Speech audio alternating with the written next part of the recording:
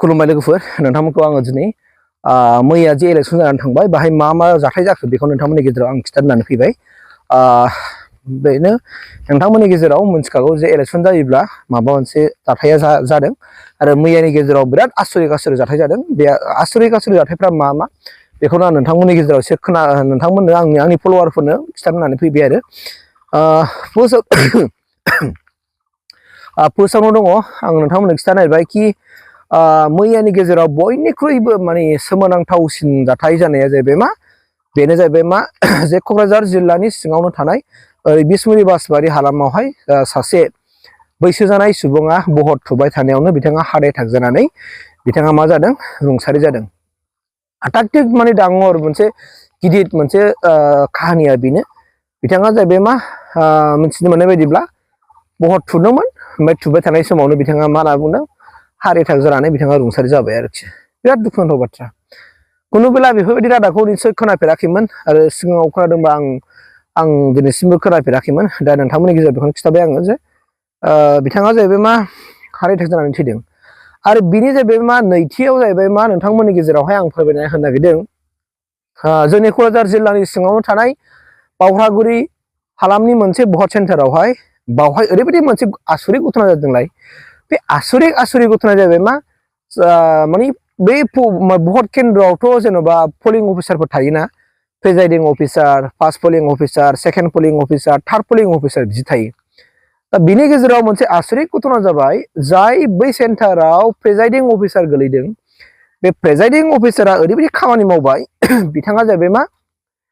भट होग्राफोरनो माने एरिया मुस्लिम एरिया आरो मुस्लिम एरिया बिथाङा होनदों जाहैबाय मा थांनानै माने नांगालाव भट होनानै बिथाङा बुंबाय आरो सोरदो बै प्रेजाइडिं अफिसारा दाना जेनेबा नांगालनि मानसिखौथ' होनफ्लांनायखाय बिथांमोना जेबो होनाखिसै थिगैनो दं होबाय जेब्लानाखि माने इउपिपिएल नि जेनेबा बिजाथिखौ होनफ्लांबाय दाना बिजाथिसो नङा सापर्टारखौ होनफ्लांगारबाय दानाथ' बियो होनबाय नों आंखौ मानो नांगालाव भट होनो थिनखो आंथ' इउपिपिएलनिसो आं इउपिपिएलाव होगोन नोङो सोर बिदि होननानै दाना दावराव जाबाय दाना बाहेरायाव खिथाहरबाय माने बिदि बुंदों आंखौ प्रेजाइडिं अफिसारा आंखौ बेफोरबायदि बुंदों बे आंखौ नांगालाव भट थुनो थिनदों होननानै बिथाङा फोरमायबायना लोगो दावराव जाबाय हुलुस्थुल जाबाय बुलाय सोलाय जानोसै दा बेवहाय मा जाबाय प्रेजाइडिं अफिसारा गाबगु खुगु आथिङाव खुलुमनानै निमाहा बिबाय आंखौ निमाहा होदो होननानै दा बेफोरबायदिबो प्रेजाइडिं अफिसार थायो बिथांमोना बुजिखानांगौ जे बिथाङा मानो बेफोरबायदि थासारिखौ बुंदों बेफोरबायदि मोनसे एरियायाव जुदि सोरजोंबा जुदि बुजादावनांगौबा बिथांनि मा जागोन ओरैबायदि मोनसे गाज्रि अबस्थायाव फैनांगोन बेखौ बुजियाखै बे राजखान्थियाव खेला नङा दा बे मोनसे गथना जानानै थांबाय आरो बेनिफ्राय थामथि मोनसे जाथाया जाहैबाय मा मैया क'क्राझारनि जेनाखि साइन्स कलेजावहाय जे भट सेन्टारावहाय सासे बेंगलिखौहाय पुलिसफ्रा थिखांना लांदों मा जाया मिथिया बिथाङा रेगिं खालामदोंमोन ना माबा मोनसे सोरखौ माबा बाथ्रा बुंदोंमोन दा बेखौ गावजों गाव माने खिथालायबाय आरो ना उमुगा बिदि बुंदों होनाखै बियो दा बेवहायनो पुलिसा बेखौ दिखोनानै लांदों ओमफ्राय नाथा जादों बेवहाय हाग्रामा महिलारि सानि हिनजावबो दंमोन बिथांमोनहा गारियाव पुलिसखौ लांहोलायाखैमोन जोबनायावहाय बिथांमोना मा अबस्था जाखो बेखौ दिनैसिमबो मिथिनाय जायाखै बिथांखौ लांमारखो ना भट होहोखो माने बाहाय थानायफ्रा बुंदोंमोन बिथाङा जुदि दाय मावदोंबा नोंगौ जों गनायबाय खिन्थु बेखौ भट होहोगोन होनना बुंदों भट होखांनायनि उनाव लांबानो जाबाय होननानै रिकुवेस्ट खालामदोंमोन दा भट होना होदिया जों बेखौ बारा मिथिला जों बिदिफोर खौरां मोनथिनाय जायाखै आरोखि आरो बेनिफ्राय जाहैबाय मा ब्रैथि जेनाखि रादाब ब्रैथि गिदिरथार मोनसे घटना जाहैबाय मा मैया क'क्राझारावहाय बाजै हटेलनि साखाथियावहाय मोनसे बिपिएफ नि मोनसे अफिस दङ बे अफिसनि साखाथियावनो मैया ओरैबायदि घटना जाबाय कि लैहोर बसुमतारी ना ब्रह्म बे ब्रादारखौहाय मैया माखासे सुबुंफ्रा थांनानै बेखौ बुदों सिसिटिभि फुटेजावबो नुदों ओमफ्राय मोनसे फुटेज दङ आं होनांगौबा होगोन आं होआबा होनाय नङा माने बे फुटेजआ बेखौ नुखादों जे लैहोर बसुमतारीखौ जोनाय आथिंजों जोनाय आरो सौनाय बेखौ नुखादों केमेरा खेबनायावहाय बेखौ नोंथांमोननो हायोबा देखायगोन हायाबा देखायनाय नङा बेखौ आं बुंनाय जाखाबाय दा बे जाहैबाय मा लैहोर बसुमतारी बे गुदामा जदों जानो हागौ गुदामा बे जदों खोमा बे गस्लायाव माने बोदों खोमा जदों दा बिथांमोना दिनै बुंदों दायनिगिरिखौ पुलिस प्रशासनाव हमनांगौ होननानै आरो बिथांमोना जानो हागौ जाय बिथांमोना बेखौ बुदों माने केस होनांगौ होननानै बावहाय बिथाङा सासे मानसिनि नाम लादों आं मिन्थिया खोमदोन ना बोरैबा नाम लादों बिथांमोना बे खोमदोनखौ होनना बुंदों बाहाय गारिया गंब्रै गंबासो थांदों आरो गंब्रै गंबा गारि थांनानै मा खालामदों बिसोरो बेखौ बुहैदों आरो बिनि थांनाय मोनायावनो मा जाखादोंमोन इलेक्सन जागोननि मोनायावनो मा जाखादोंमोन लैहोरनि न'आव थानानै बिनि गारिखौ बुख्रुबहैनाय बिनि न'आव अन्थाइ खुबैनाय बे माबाया जाखादोंमोन बेखौ लैहोरा बुंखादोंमोन आरोखि दा आंनि बुंनांगौआ बिसो बेजों लोगोसे जेनेबा इलेक्सन समाव इलेक्सन फैयोबा जोंनि गेजेराव गावजों गाव नारा नाथा जानाय ओमफ्राय सोरबाया सोरखौबा सोंखारिनाय ओमफ्राय सोरबाया बारा बुंनाय ओमफ्राय सोरबाया जेनेबा बांद्राय बुङा आरोना सोरबाया खम बुङो सोरबाया माने फुरा एब्राबलि बाथ्राफोरखौ बुङो गोरबोनिफ्राय दा बिटिआवनो लानानै जानो हागौ जोंनि मानसिफ्रा गावजों गाव माखासे हिंसाफोर माने साबफायो आरो बे हिंसाखौ लानानैनो जोंनि मानसिफ्रा जानो हागौ बेफोरबायदि रिएक्सना जालायदों जानो हागौ दा जेखियानो जाया जोंथ' मिथिला लोगोफोर दा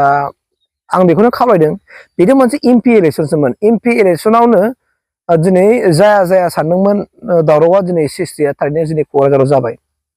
बेथ' जेबो नङा नेक्स्टआव फैगासिनो दङ जे बिटिसि इलेक्सन बिटिआरनि इलेक्सन जानो फैगासिनो दं 25आवहाय दानो जुदि बिदि जादोंबा 25आव मा जागोन बे मोनसे रायजो राजाफोरनि गेजेराव मोनसे कुइसन सिखारदों आरो जोंनि मानसि दिनैसिमबो थासारिया जुदि सान्थि फैमारदोंब्ला जोंनि मानसिफ्रा थासारिखौ बोरै खालाममारदों थासारिखौ सोर सुग्लायहोगोन ना थासारिखौ जुदि दैदेनगिरिफ्रा जुदि सुग्लायहोआबा सोर सुग्लायहोगोन इलेक्सननि मुङाव जुदि सोरबाया फैजानांगौ इलेक्सननि मुङाव जुदि सोरबाया जुदि बुजानांगौ बेफोरबायदि थासारिया जोंनि गेजेराव मानो दिनैसिम जाफ्लेबाय थायो आरो बिनि पलिसि मेकिंखौ सोर खालामो बे मोनसे बिराद मोनसे गिदिं आंथ' बुङो आरो जाय बिथांमोना बेफोरबायदि खामानिखौ मावो बिथांमोननि बेकग्राउन्डखौबो नाहर आरो बिथांमोननि फिउचारखौ नाय बिथांमोननि फेमिलिखौ नाहर बिथांमोननि फेमिलिया मा जागोन लास्टफोराव बिथांमोना गुबुनखौ बुदों माबा मोनसे बुबाय न' दाउट दे दाया दङ गैया बेखौ आं मिथिला खोथाजों समाधान खालामनो हायो दा बुलायनायसिम थाङोबा गासिनिखौ सोर ओंखारगोन अबादाना बै बुग्रा मानसियाबो नेक्स्ट बाराव बुफिनजाना बुफिनजाया बे मोनसे माबा फैयोना बोसोर थासारियाथ' मालाबा एखे थायाना मालाबा थासारिया एखे थाया गथिखे आं बेखौसो खावलायनो नागिरदों जोंनि राजनितिक दैदेनगिरि सारमोनखौहाय जों गासिबो बर'जोब आरो बर'जों जों बेफोरबायदि जालायबाय थायोब्ला जोंनि गेजेराव नारा नाथा जुदि जों जालायबाय थायोबा थासारिया बा सान्थि फैगोन दिनै सोरबाया देरहागोन न' दाउट दे देरहाबायानो जों बर'नि फिसाया देरहाखागोन बेखौ आं बुंनो हायो रियेलि बर'नि फिसाया देरहाखागोनखा बिनि गेजेराव जोंनासो दैदेनगिरि सारमोनहा बेफोरबायदि थासारि जुदि लाबोयोब्ला रायजो राजाफोरनि गेजेरावथ' मोनसे समखिनाय फैगोन आरो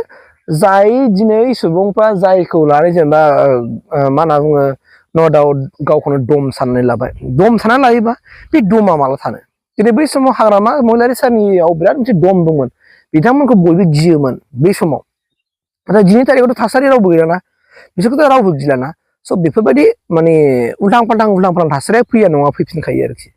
दा गथिखे आंनि खावलायनाया बिसोर जोङो राजनितिनि खाथिराव जों सोरजोंबा बुलायनाय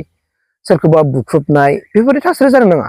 आरो दिनै जानो हागौ दिनै गोबां भिडिअ ओंखारबावगोन दिनै थांनाय मोनायावबा बाहा मा जागोन आं नुदों दिलीप नार्जारि आदानि माने न'नि बाउण्डारि